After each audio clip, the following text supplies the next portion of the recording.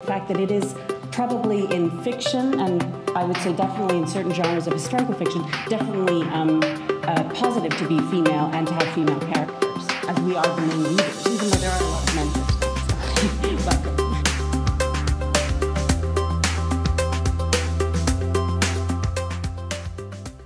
Historical fiction is a great way to try and get inside the minds and the thoughts and the actions of the people that lived long ago. So if you have any interest in history, you can read your nonfiction books to gather the facts and so on. But if you want to get more context around it, historical fiction is a great way to do that. Thank you. I think historical fiction has become more popular than ever.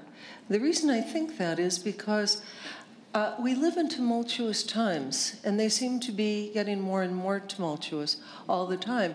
And I think there is a comfort in reading historical fiction because it's a way of looking back, in my case 500 years, and realizing that other people lived in very difficult and tumultuous times, and they survived with dignity and resourcefulness, and they got through. And I would like to think that historical fiction is very often a source of comfort and hope and inspiration. Thank you. I think historical fiction for me is, when I write my books, they're sort of accessible because when my readers are learning the history, so am I. Because I'm not a historian, and I've never been a historian, and I used to sleep through history class.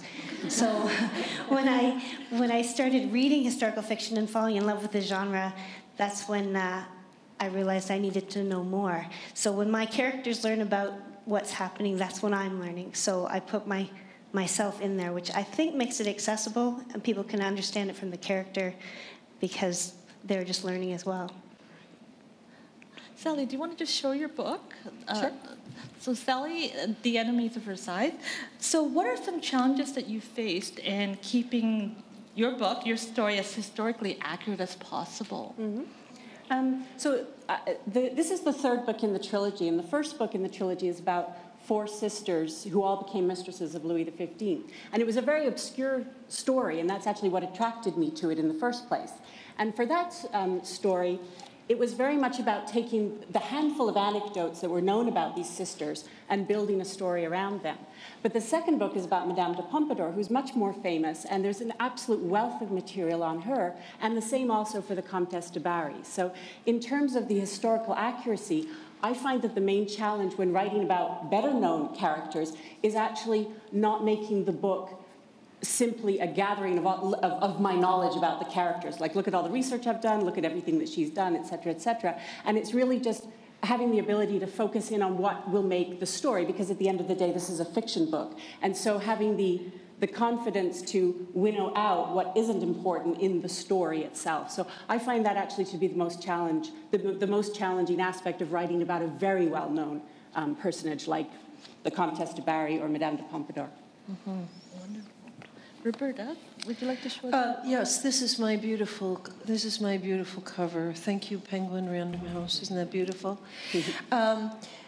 Historical accuracy. I very often work the other side of the street first. I do research, and very often research gives me ideas for plot and for characters.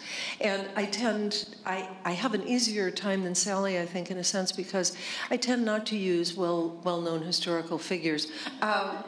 So I like to read history, and I like to mine it for possible minor historical characters that might be of interest to me, and I like to find little quirks of history that somehow give me good plot ideas. For example, my second book, The Harem Midwife, I wanted to set it in 1579. So the Sultan in Constantinople at that time happened to be Murat IV.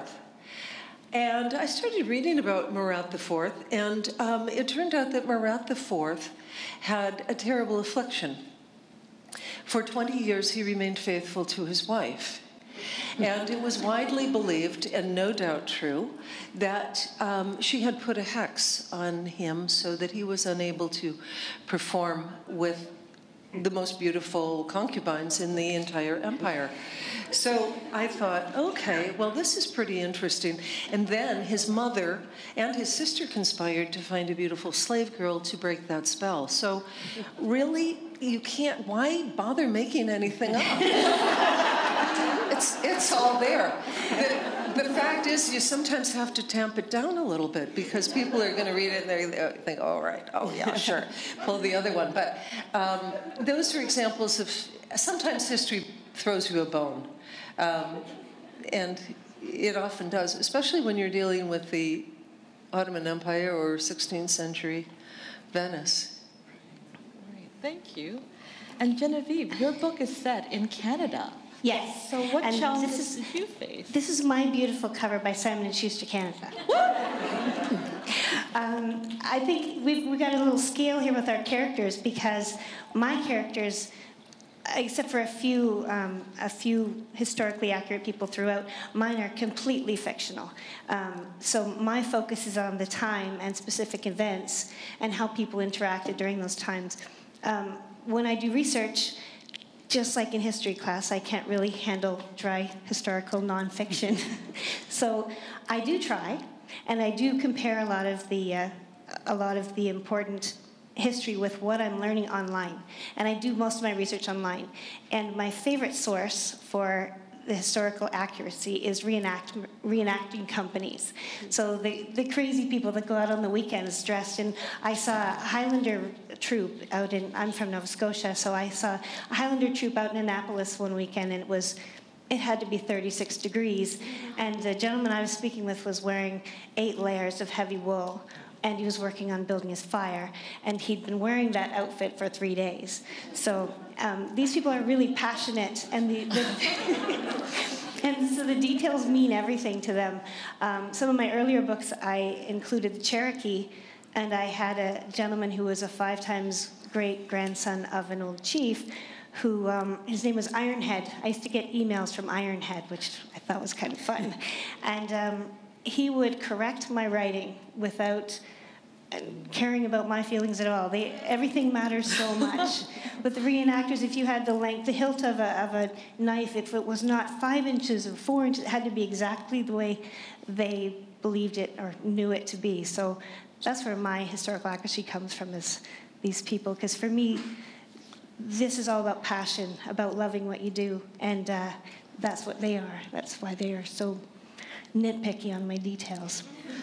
Thank you. Thank you very much. We have 3 women writers writing historical fiction, so I have to ask, what do you see as the difference, if any, between a male and female author writing historical fiction?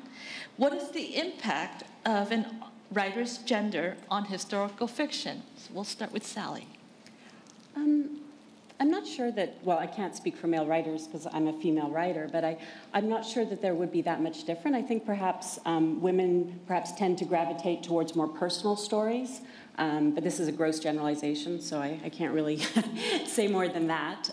What was the second part of the question? So what is the impact of a writer's gender on historical fiction, if any? Yeah, well, one of the things that I found out very early on is that most of the readers today are female, and having a female protagonist is very, very important for the saleability of a book. So when I was selling the first book to my agent, I was working with my agent, and he said, do you have any other ideas for other books set around the time of the first book, The Sisters of Versailles? Because I wasn't thinking of the Mistresses as a trilogy at that point. And I had an idea, and it was about, the main character was a man who went around Europe vetting brides for Louis XV when he was 5 years old. And there was sort of a list of 100 brides, and they sort of winnowed it down in an 18th century bachelor rose ceremony type thing. And I thought that would make a really, really good book. And the agent, he liked it. He's like, yeah, this could be a very interesting book, but doesn't this guy have a sister or something? Because we need a female protagonist. And that was really eye-opening. Thank you. Roberta. Well, I started my trilogy with a female character, and then I had to. So that was, I guess, my first impulse and my first instinct and my first inclination. And then I thought, well, she's probably married, so I'll have to make up a husband for her. But I didn't want him around all the time. Maybe some of us feel that way about our husbands. I don't know. So I had to have him kidnapped, and I had to put him on the island of Malta. And then I had to find a job. I had to find a job for him because he was just sitting around in his jail cell being very boring. So I decided he was literate, so I thought, here's the one-eyed man in the country of the blind. So I made him a scribe, and I got the idea because many years ago, I was in Istanbul, and I was walking through Taksim Square, and in one corner of the square, this was many years ago, were professional scribes with old royal typewriters, manual royal typewriters. And they were sitting there cross-legged, and there were very humble people from the countryside lined up with government forms waiting for the scribes to fill them out for them. So I thought, yes, that's what he'll do. He'll be a scribe. So Isaac found a job, and he kind of stayed away from Hannah and gave her some breathing space, and that enabled me to force her into some even more difficult situations without help. So it would be an interesting challenge for me, though, to just write a book where the main character was male. I'm not so sure I have any insight into men. There is one thing I know for absolute certain, though, because I was a waitress many years ago. And I know that men like soup. And I can say that categorically. I know that to be true. It's incontrovertible. And it's really the only solid generalization I can make about men. So I don't know. So the fact that I stick to female characters is probably a good thing. Because men have to do more than eat soup. Thank you very much. Genevieve, what do you see as the difference, if any, between a male and female? Soup is very true. Very true. We'll agree on soup. See, and she's married. We've met her husband. He's here. He makes great soup. I'm sure he's a soup eater. He loves soup. Men like soup and they like sex. They like that. Very true. Yeah. Okay. I think with the gender differences with writers, I think I actually have a little bit of insight into it, and it is stereotypical, I think.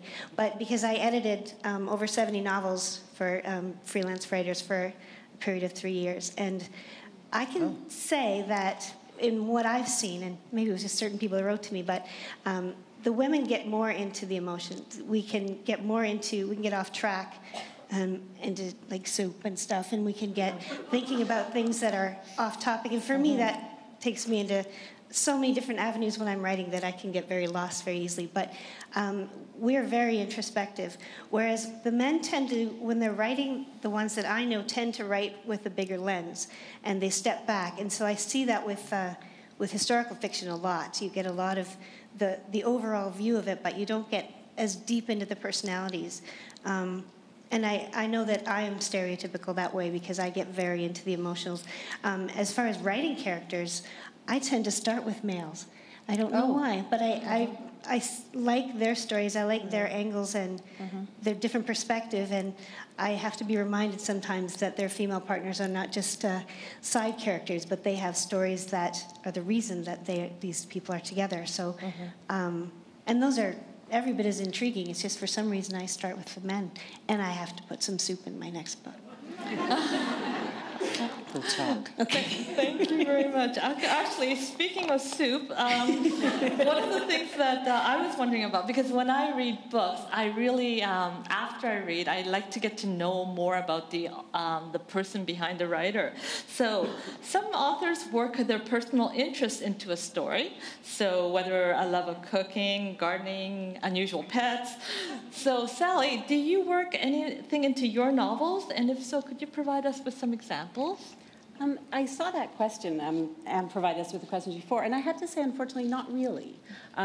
What I do is I take names of friends and editors and agents, and I put them as names of characters. I was at a high school reunion, and I can't remember why, but I agreed to have a Marquis de Ledy in one of my books because Steve Ledy was at the reunion, and I'm like, sure, I'll put you in my next book.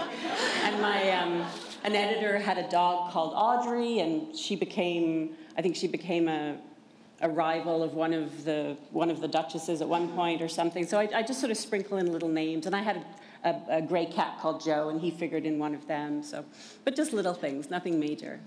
Thank you. Roberta. I had an African. Am I on? I had an African gray parrot for many years, and if anybody who's thinking of getting an African gray parrot, I advise very strongly against it. But aside from that, they are wonderful mimics, and they're tremendously entertaining. And you can cancel your Netflix subscription and your cable, because they're wonderful mimics, and they mimic everything to quite an embarrassing extent. And there's an old Spanish expression that says, live your life as though you could give away your parrot. So this parrot used to imitate my husband. My husband hates talking on the phone, so the parrot, whose name was Guapo, the phone would ring, and she'd say, hello, fine, yeah, okay, talk to you later, clunk. And then she would say things in my voice, and she would say things like, she would talk in this sort of seductive, soft little voice, like, hi, want to go upstairs and have sex? And then finally, we had to give her away, not for that reason, but just because we were traveling a lot, and you can't travel with a parrot. So I kind of missed her. I mean, she was kind of malicious and horrible, but at the same time, I missed her the way you would miss a terrible and horrible friend who was really mean to you, but quite entertaining. So I put her in the book, and because she was such a mimic, my husband once said to me, if you ever died, I would have to give away the parrot because I would continue to hear your voice in the house. And, writers are pretty ruthless. I mean, that's a very tender thing to say, and I was very touched by it. But the writer in me said, oh, making a note of that, I can use that. The harvesting of emotions and personal sentiments is we're very mercantile, or very commercial, I would say, and ruthless, or I am anyway. So don't ever say anything personal to me, I'll use it. It's all material. I mean, anything bad that happens to me, I think, okay, this is very comforting. That's fine. I'll use this. This will go in my journal. I'll try to create this emotion so that I can summon it again at a later time when I'm writing. Awesome. Thank you very much. Genevieve, your chickens. Yeah. When you asked that question, I thought, oh, she's probably looking for something really big and important, and I wrote chickens. And I was so happy. I grew up in Toronto, and then we moved to Calgary for about 18 years, and then I moved to Nova Scotia, and we live in the middle of nowhere, and it's absolutely beautiful. And we have 2 acres that had our little dog on it, and that's all. And we went to our little market, and there was some lady there with a pickup truck that had boxes of chicks and boxes of ducklings. Have you ever seen a box of chicks? Because that's really hard to walk away from. And 6 years later, we still have quite a few. We have 9 right now. They're all different kind of heritage chickens. And I was told once that if you stare at a fishbowl for 20 minutes, it can bring your whole blood pressure down, and everything feels calm after a while. And that's how our chickens are. My husband calls them walking art. And we just sit back and watch chicken TV sometimes. And they're, I can't put as much personality into my chickens in my books, but they're already in there, their username. And if you're looking for a good Facebook page, Greta the Chicken, she has a lot of little videos to share. So. You have to check that out. Thank you very much.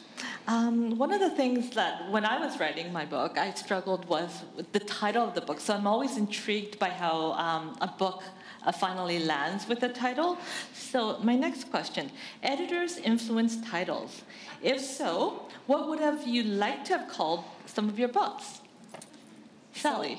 So when I was working on my first book, which eventually became The Sisters of Versailles, I had no idea about the title, and I was just calling it Louise, Pauline, Diane, and Marianne, which not a good title. And then when I actually had the finished manuscript and was ready to submit it to agents, I came up with the title of Faithless Fidelity, which in retrospect I cringe at, but at the time I thought it was very clever. And it came from a song of the day where sort of a street song that was asking, well, our king, he's faithful to one family, because these 4 sisters are all from one family, but he's unfaithful to each of them individually. So faithless fidelity captured that idea that, yes, he was faithful to a family, but not to the individual sisters. And I cannot believe to this day that any agent that I sent it to actually opened it with that title. But I got lucky, and one did. And I think within sort of 10 seconds of our first conversation, he's like, oh, and by the way, I've renamed the book. It's now Sisters of Versailles. And I was like, oh, yeah, that's perfect. And then based on that, we came up with the trilogy, The Rivals of Versailles, because Madame de Pompadour had many rivals, and The Enemies of Versailles, which sort of captures the bitter feud between the Comtesse de Barry, Madame Adelaide, and Marie Antoinette. And I love the title of The Sisters of Versailles. I thought that was absolutely perfect. It's nice that the trilogy has matching titles, but I feel they're a little too matchy-matchy. You know, I like when trilogies have sort of a thread that connects them, not necessarily a blatant Versailles, Versailles, Versailles, Versailles. So luckily there's not going to be a 4th book, so there's no, something else of Versailles. So that's how we came up with my title. Thank you, Sally. Roberta. Titles are interesting. I remember reading that F. Scott Fitzgerald once, before he settled on The Great Gatsby, or maybe that was his editor's contribution, thought he would call the book The Bouncing Lover. Let's just pause a minute for the visuals. I usually, when I'm trying to come up with a title, I just sit down and as fast as I can, I type out about 15 or 20 titles. And then I look at them over the next few days and I cross out the ones that are ridiculous or inaccurate or whatever. It is easier if you have a theme. I mean, my theme is a midwife, so The Midwife of Venice was kind of a play on the midwife, or the Merchant of Venice.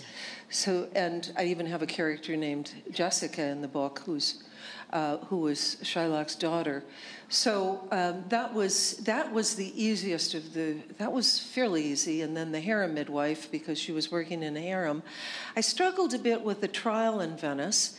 I played around with a Venetian midwife's trial in Venice, but it all became awkward. So I'm happy with it. I mean, a title should be descriptive and it should be easy to remember. But The Bouncing Lover is pretty easy to remember, come to think of it, so maybe he made a mistake. But it's too late. Thank you. Genevieve. I think titles and also covers are so important, and we like to say we don't judge a book by its cover, but we do, and we're not going to pick up something that's against what we like. And I've had both experiences. In an original trilogy that I wrote, I had the first 2 titles were just beautiful, and the third one I had a specific kind of a title that I wanted, and it was called Out of the Shadows, and it was about a girl that had to get past her shyness and internal struggles to become who she needed to be. And I thought Out of the Shadows was good, but my editor at the time thought it sounded like a horror show, so we didn't do that one. And at the same time, the books were being marketed very strongly as historical romance. And I don't actually write very romantic. My books are connected through love stories, but they're not typical romances.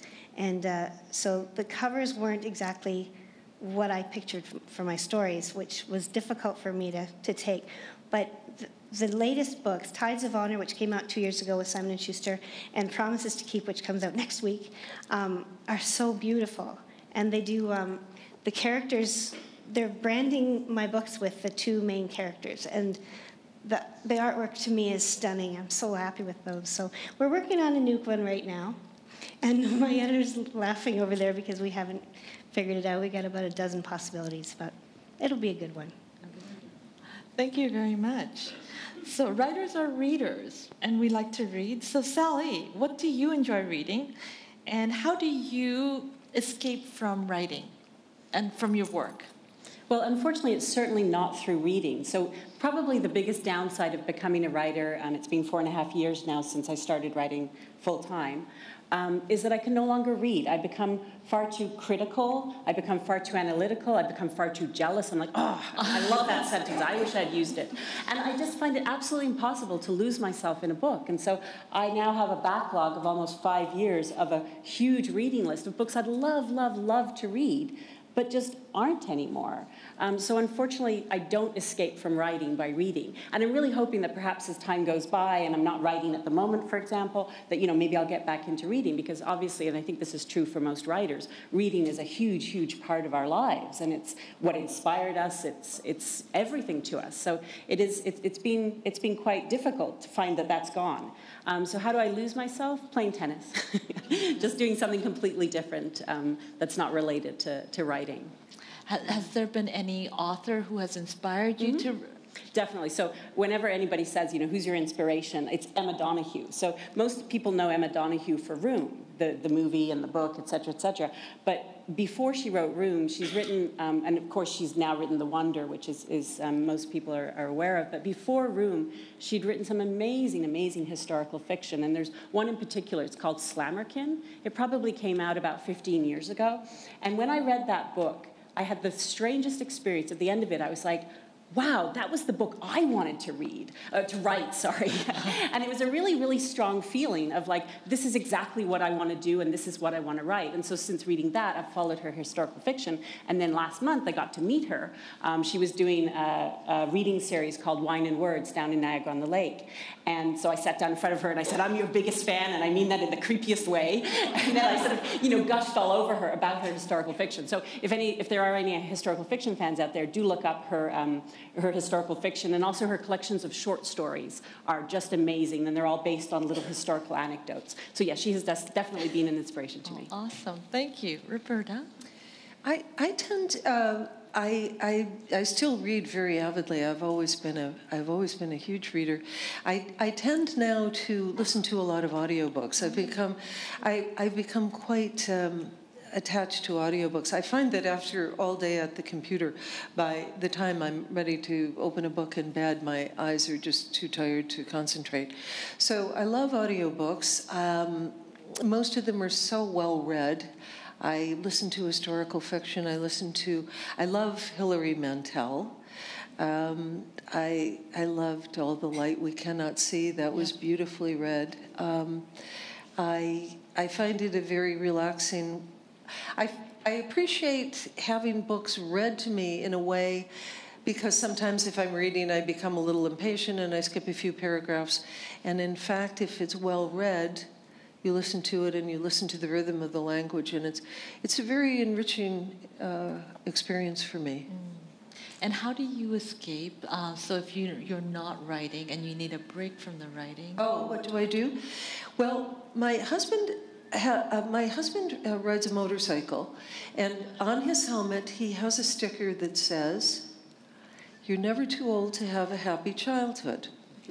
So I've taken up paper mache. Oh. And I live in Mexico for 5 months in a climate that is very paper mache friendly. It's very hot, and things will dry in about 2 hours, which is very important for paper mache. So I make enormous paper mache sculptures, and I've made an enormous mermaid. And this winter, my project was an enormous sculpture of a woman. And I tried to get it done before International Women's Day, but I didn't manage to do that. But I made it out of, we had some construction done on our house, and I made it out of things that the contractor and the workmen had left behind, plus paper mache. So I have all these visions of your husband, paper mache, motorcycle, eating soup. It's completely self-indulgent. In Mexico. It's not something anybody would want to look at, but it's just something very relaxing, and it's very tactile, and it makes me think about form and space and negative space and positive space and scale, and it's just very relaxing and diverting for me. Sounds pretty awesome. Thank you. Genevieve. I'm like Sally, I can't read, and I used to find read this all the fascinating. time. I can't do it because, for the same reasons, I'm incredibly jealous of most of the authors out there. But I also find if I'm reading, I love to read the periods that I'm writing, but I can't read fictional books set in that time period because I can't allow anyone to influence how my stories are proceeding, because my characters are my characters, and I can't let them follow anybody else's, inadvertently write anything that they had done. So I can't do that. Having said that, my inspiration for writing was Diana Gabaldon in the Outlander series, which I read 7 times, and then and I'm waiting for the next one.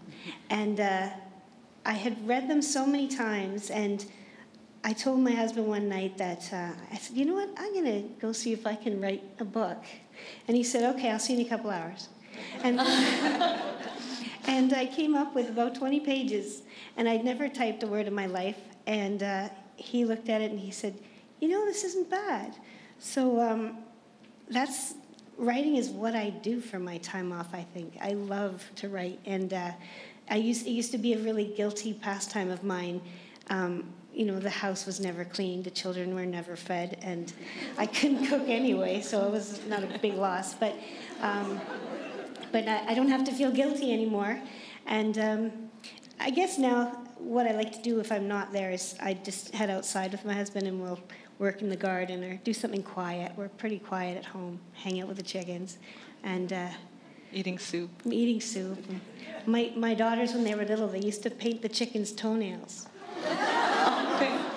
But now they're both, it was really cute. You could identify some of them because a lot of them are the same. But the girls are at Dalhousie University now, so we don't have manicure sessions anymore. But it was fun at the time. But yeah, we mostly do outside things together, go down to the ocean if we get a chance. That sounds amazing. I have a final question before we turn things over, and if you have questions. I find one of the things that I'm struggling right now, the story I'm working on is set in 1920s Korea, and I find sometimes I struggle the feminist in me, right? Just in terms of the setting and some of my values. I find trying to balance that with the time that I'm writing about sometimes is a big balancing act. So I'd be interested to know, Sally, do you think your worldview, as expressed in your work, is influenced by your being a woman writer? Well, I think that's the main challenge of historical fiction is the worldview part of it.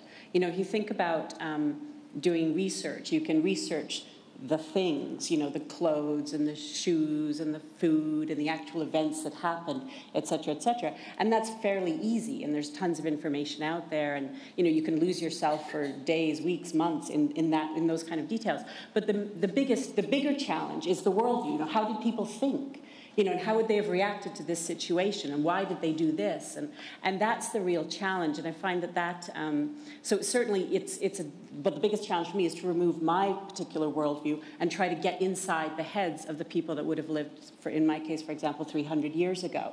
And I find that reading letters is a great way, reading memoirs of the day written by the people in a way that they wanted to portray themselves. And so you sort of understand how they would want to put themselves forward, and that influences how you write them. So certainly, I think removing the worldview is a key part of being a successful historical fiction writer, and not to influence and not to input your worldview onto your characters that just wouldn't have thought the same as you. Thank you. I think I agree 100% with what Sally just said. Often historical novelists are guilty of what someone calls presentism. In other words, you write about characters who lived a couple hundred years ago, but they think the way you and I do. They think in a modern way, and especially women, they have a very modern sensibility. The fact is, it's only been recently that women had any kind of personal freedom at all, and basically, in the time I'm writing about, women were seldom left the house, wouldn't leave the house without a male escort, were very confined, uneducated, chattel, and had very few legal rights. Right. Thank you. Genevieve. I think that's maybe my favorite aspect of writing historical fiction, is trying to find where the headspace is for these people.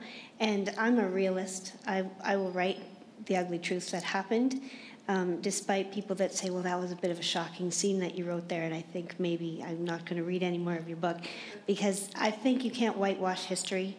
And the books I've written recently, Tides of Honor was set around World War I time period, the Halifax explosion, and that was right around the time of the suffragettes, and I was able to pass my inexperienced girl through that whole era sort of thing, and empower her, give her power that she had no idea she had. With the Acadian expulsion story, I have a girl who, it's a different one because it's set in 1755, but there's no written history of the Acadians.